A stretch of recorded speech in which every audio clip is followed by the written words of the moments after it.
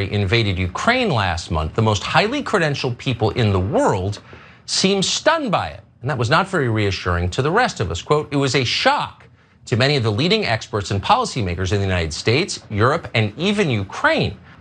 So now is the moment to ignore the people who've been consistently wrong and instead listen carefully to the people who've gotten it right in the past, the ones who saw the Ukraine war coming and said so out loud. Those are the people you should be listening to, and one of them is Nigel Farage. That's a hilarious ending, but his overall point is don't listen to people who got it wrong. They can't be trusted. That's been demonstrated. Instead, listen to people who got it right. Don't listen to people who get it. Don't take advice, for instance, from people who got it wrong. Don't take advice about who to listen to from people who got it wrong. You know where this is going? Like Tucker Carlson, obviously.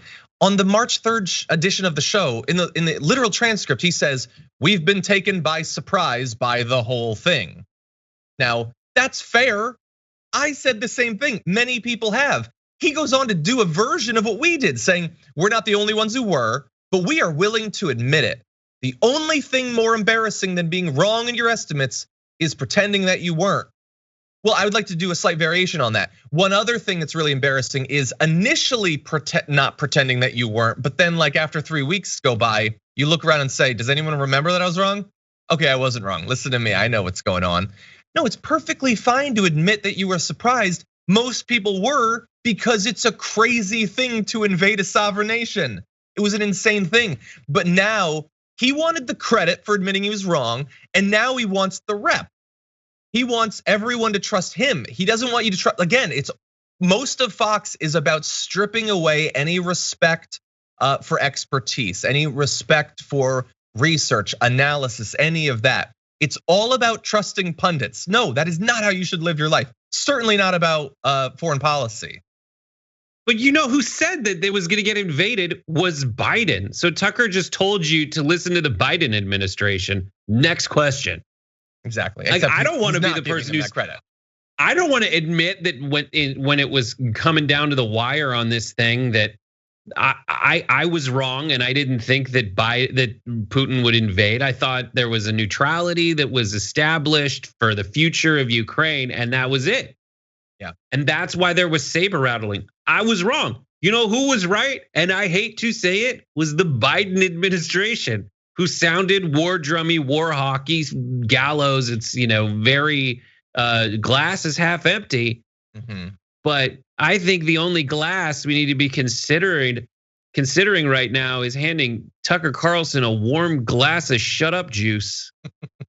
I appreciate the old reference. By the way, we do care about whether you are right or wrong when you make claims. And the issue is that in the media, all too often, you can say whatever crazy thing you want, and people just forget. You might remember. It's ancient history at this point, but try to follow me. There was this theory about biolabs. What? Nobody's even talking about that anymore. Isn't that weird?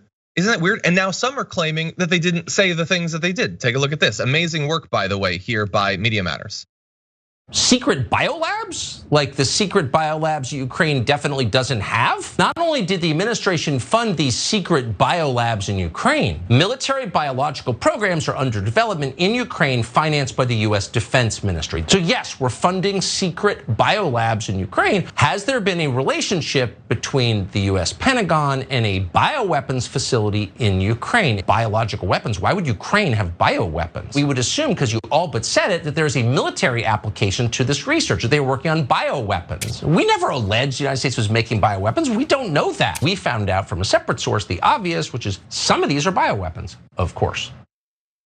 So, geez, a lot can happen over the. So, obsessive coverage for a couple of days, believing whatever any random person on a right-wing forum says about bioweapons, and then gleefully reporting it to get people fired up to think that Ukraine is equally morally culpable when it comes to this war. Then 2 weeks later imply that we never implied that we knew anything. We were totally neutral in the whole thing. And then 2 weeks after that, just go back to claiming that it was true. Like just test the weather, test the temperature every day, and just make whatever's popular now. That's what I believe. And if it becomes unpopular, I'll change my view. People need to develop not only critical thinking skills generally, but trying to have a little bit of kind of like news institutional memory. remember the things that people focused on, and remember whether they gave you caveats at the time or if only in hindsight. You know how on this show we talk to our audience like they're human beings? On Fox, it's not like that.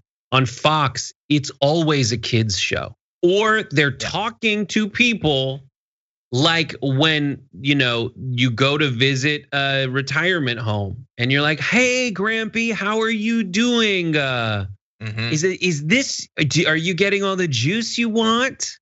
Are they being good?" That is how Fox News talks to its audience from the butt crack of dawn until the end of their primetime lineup. Yeah. And what they're banking on is memories that last as long as goldfish memories. And it's just like everybody's doing. It's this confirmation bias. They go through and they look for what will benefit them, and that's the only truth. Anything that refutes it, either they stop reporting on what they got wrong, or they just pretend they never reported on what they got wrong, and they move right ahead because apology is weakness. Honor, truth is weakness. No, that's strength, guys, and you need to practice it more.